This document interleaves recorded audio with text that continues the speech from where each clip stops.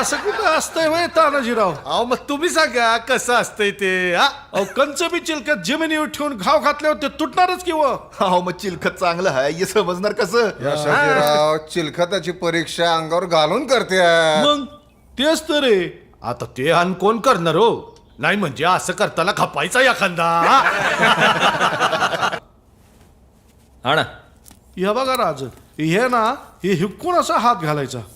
हे काय राज? अहो चला चला सील करा चला. अहो या चिलखताची परीक्षा घ्या. आता सगळ्यात जोमदार हात कोणाचा? तान्हाजीराव या. या बख्तराची परीक्षा घ्यायची आपल्याला. एक चांगला जोरदार वार काढ चला. नाही नाही राज, हे असलं बापाच्याने बी व्हायचं नाही. तान्हाजीराव आपल्याला चिलखताची परीक्षा घ्यायची. वार काढा. तानाजीराव नाही राज.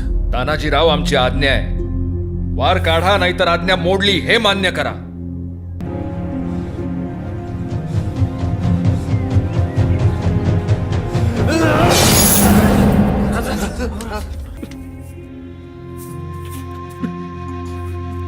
वा वा कृष्णाजी वा. काय बख्तर बनवलंय. कान्होजी काका पाहिलं का?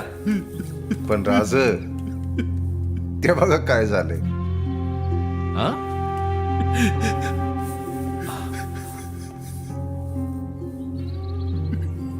सुभेदार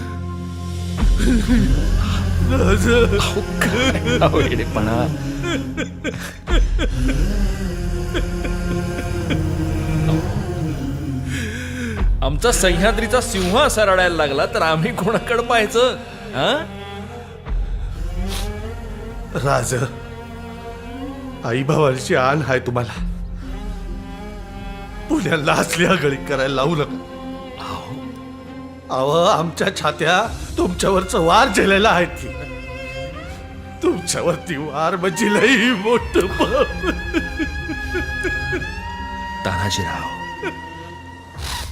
तान्हाजीराव जेवढा भरवसा आम्हाला कृष्णाजींच्या बख्तरावर आहे तेवढाच भरवसा तुमच्या हातावरही आहे. बख्तर आम्हाला वाचवेलच पण आमच्या तान्हाजीरावांचा हात आम्हाला अपाय करणार नाही हे ठाऊक होतं आम्हाला. अहो आम्ही उगीच म्हणतो का? तान्हाजीरावांबरोबर असलं की किल्ल्याच्या बुरुजात सुरक्षित असल्यागत वाटतं. वहीची राज आहे.